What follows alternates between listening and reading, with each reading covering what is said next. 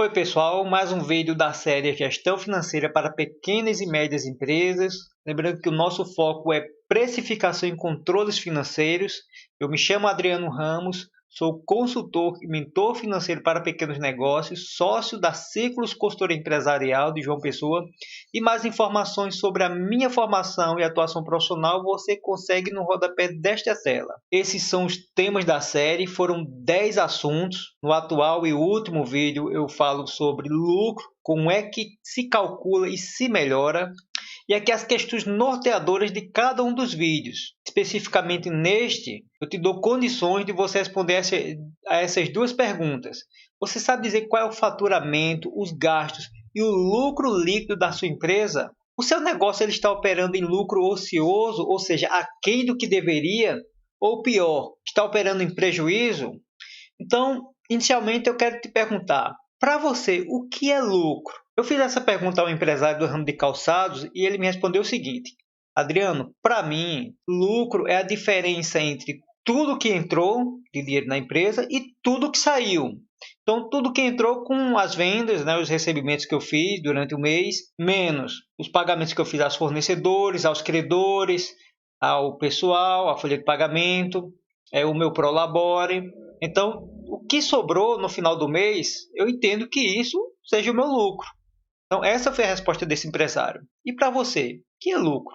Então, antes de falar sobre o que é lucro, eu gostaria de dizer o que não é lucro. Lucro não é apurado.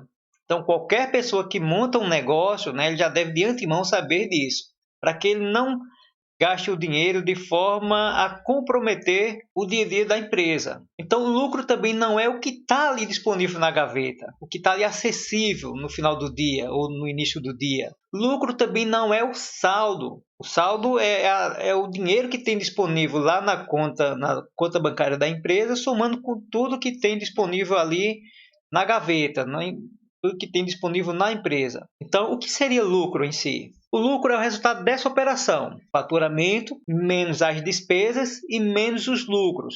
Em outros vídeos eu disse que despesa é tudo aquilo que está relacionado à estrutura do negócio, à administração, às vendas, enquanto que os custos eles estão direto ou indiretamente ligados, associados ao produto ou ao serviço, para quem for prestador de serviço.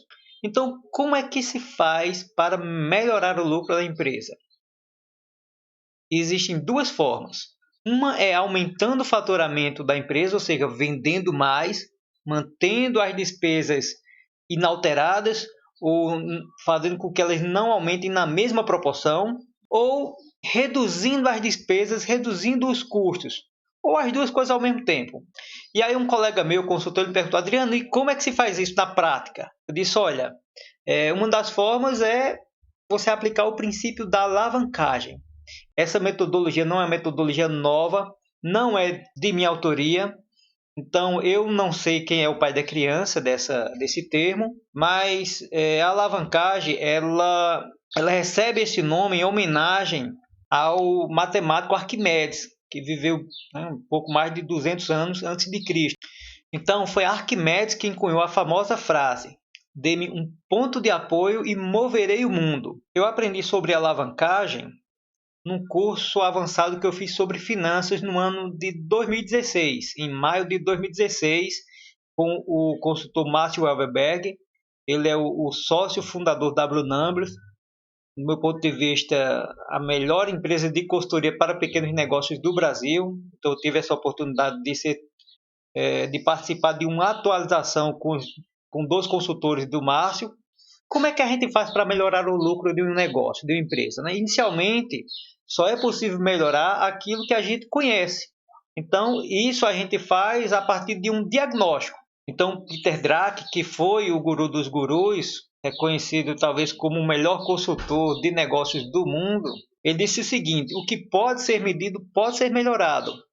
Então, se você não mede, se você não anota nada, como é que você vai saber o seu lucro, Então, o lucro, que é essa linha aqui, a última linha de um DRE demonstrativo de resultado do exercício, ele é resultado do faturamento, tudo que foi vendido em um determinado período, independente de ter sido recebido ou não, menos as despesas variáveis, que são essas aqui alguns exemplos, menos os custos variáveis. Então, como eu disse, o custo está associado ao produto. Nesse caso aqui, é o custo da mercadoria vendida. Por esse exemplo, se trata de uma empresa comercial, menos as despesas fixas ou custos fixos. Nesse caso aqui, se trata dos custos fixos. Então, o resultado é o lucro líquido de um negócio. Digamos que fosse possível você focar suas atenções, o seu esforço em apenas um desses itens aqui. Qual você escolheria para melhorar o lucro do negócio, da sua empresa? É aí que entra a ferramenta alavancagem. Então, eu vou iniciar aqui com o exemplo de reduzindo as despesas e custos fixos em apenas 3%. Então, aqui está a situação atual do diagnóstico, esse foi um levantamento feito, e aqui está uma situação possível, ou seja, eu vou trabalhar aqui apenas com números muito baixos, 3%. Então, quando se pensa em reduzir despesas ou custos fixos, geralmente as pessoas pensam em 10%, 15%, 20%.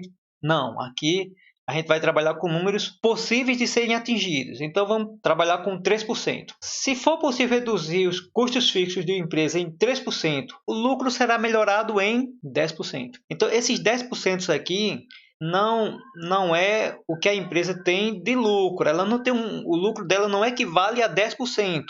Ou seja, ela saiu de 2.900 para 3.200. Teve um aumento aí, um acréscimo de 10% com essa redução dos custos fixos. Então aqui é o seguinte, tem um cenário do atual para o possível e do atual para o indesejável. Esse indesejável aqui, eu peço que você não foque a sua atenção nele, e sim nesse cenário aqui do atual para o possível. Isso aqui é só para você ver que o que você não conseguir fazer aqui para melhorar o seu negócio pode te causar um prejuízo na mesma proporção, né? O que você deixa de melhorar aqui, se piora na mesma proporção, o lucro líquido também terá uma perda na mesma proporção. Então aqui não foi possível reduzir o custo fixo em 3%, mas ao contrário, ele aumentou em 3%. Então o prejuízo aqui, né, a perda no lucro líquido foi também de 10%. Vamos pensar agora uma segunda alternativa. Se não fosse possível reduzir os custos fixos, mas vamos focar nossas atenções nos custos variáveis, também em 3%. Qual seria o resultado? Seria de 31%. E se não fosse possível reduzir nem os custos fixos, nem os custos variáveis, mas você resolvesse focar suas atenções no faturamento, tendo como base esse exemplo aqui, também no número possível de ser atingido, 3%. Qual seria o ganho no lucro líquido? Seria de 44%. Agora imagine que você conseguisse fazer as três coisas ao mesmo tempo. Qual seria o ganho do lucro líquido? 86%. É aí que a gente consegue perceber, visualizar o princípio da alavancagem, que é universal, não tem dono. De forma resumida, ficaria assim. Com a redução de apenas 3% nos custos fixos, o ganho no lucro, o acréscimo do lucro seria de apenas 10%. Já em relação aos custos variáveis, a gente consegue um ganho de 31%. E se for possível aumentar o faturamento em apenas 3%, o ganho é ainda maior em relação ao lucro, é de 44%. E os três indicadores, 86%. Então aí a gente consegue visualizar o princípio da alavancagem, que diz o seguinte: melhorando um pouquinho em cada item, apenas 3%, se é possível de ser alcançado, você há de concordar comigo, o lucro quase que dobrou.